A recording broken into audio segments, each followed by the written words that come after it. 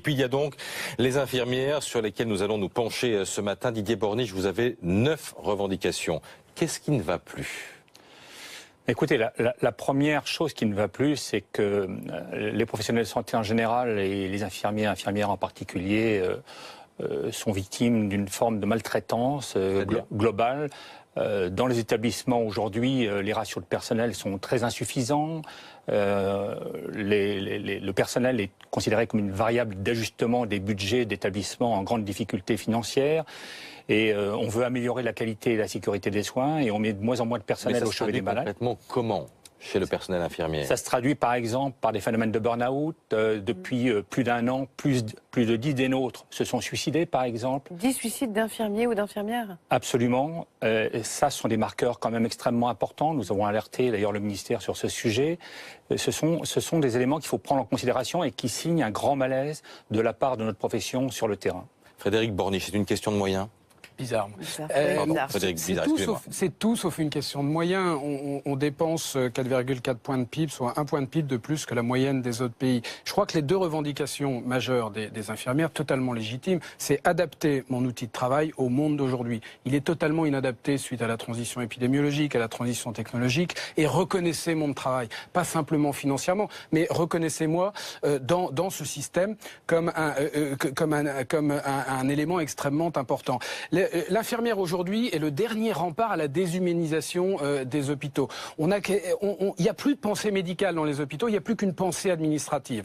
La dernière grande idée des pouvoirs publics, c'est de créer des groupements hospitaliers de territoire. C'est-à-dire qu'on avait déjà 7 niveaux hiérarchiques entre l'infirmière et la direction générale de l'offre de soins. Eh bien, la seule idée qu'on a trouvée pensant mieux contrôler encore l'activité des infirmières, puisque l'hôpital est vu uniquement comme un centre de coûts, comme des murs, comme une administration, et plus du tout comme des actifs humains et des actifs technologiques à valoriser.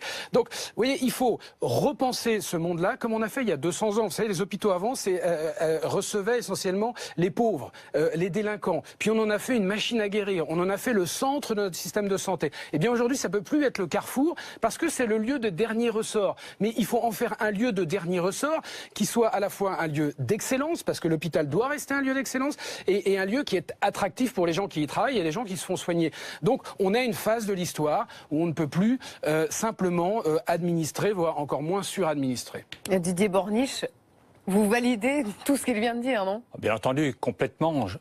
La santé n'est vue qu'en termes de coûts et non pas en termes d'investissement. Nous considérons aujourd'hui, dans les propositions d'ailleurs que nous avons faites au président de la République, il y a ces aspects-là. Cette profession se veut être actrice de la santé. Il faut investir dans cette profession et nous laisser, par exemple, un certain nombre de prérogatives, comme dans le domaine de la vaccination. Nos collègues libéraux aujourd'hui sont capables de vacciner. Plus de 100 000 des nôtres sont capables de le faire. Aujourd'hui, on ne fait pas appel à eux ou insuffisamment à eux. Frédéric Bizard, pourquoi les politiques ne valident pas les évidences que vous venez d'énoncer?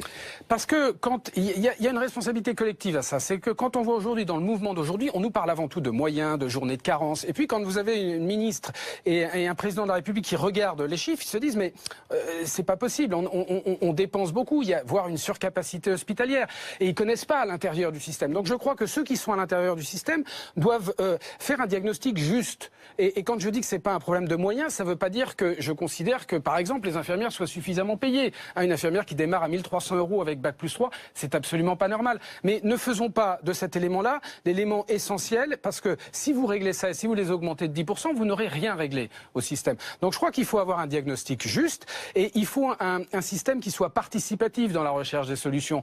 On a une direction générale de l'offre de soins qui est très court-termiste et qui pense détenir un certain nombre de solutions en maîtrisant toujours plus et en administrant toujours plus. Donc on est dans une impasse. On est avec un système à bout de souffle et dans une impasse dans l'administration et dans la gestion de ce système. Est-ce que la solution, ça peut être le système américain qui établit un quota de patients par infirmier? Madame, c'est ni le système américain, ni... Je crois qu'on a construit le meilleur système de santé au monde au XXe siècle. Il ne l'est plus aujourd'hui parce qu'on ne l'a pas adapté à un monde qui a radicalement changé. Croyez-moi, on a l'intelligence collective et les moyens de régler le problème, même s'il y a des initiatives à prendre à l'étranger qui sont bonnes.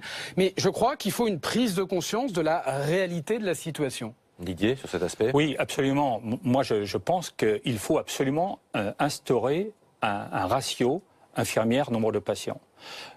L'exemple américain... C'est-à-dire, c'est bon, j'ai fait mes 10 patients, j'arrête? Non, c'est pas c'est bon, j'ai fait mes 10 patients. On considère que si on a 10 patients, Par exemple, en Californie, il y a une loi qui dit qu'il ne doit pas y avoir plus de 10 patients pour une infirmière. Eh bien, on considère que ce sont des conditions optimum de sécurité et de qualité des soins.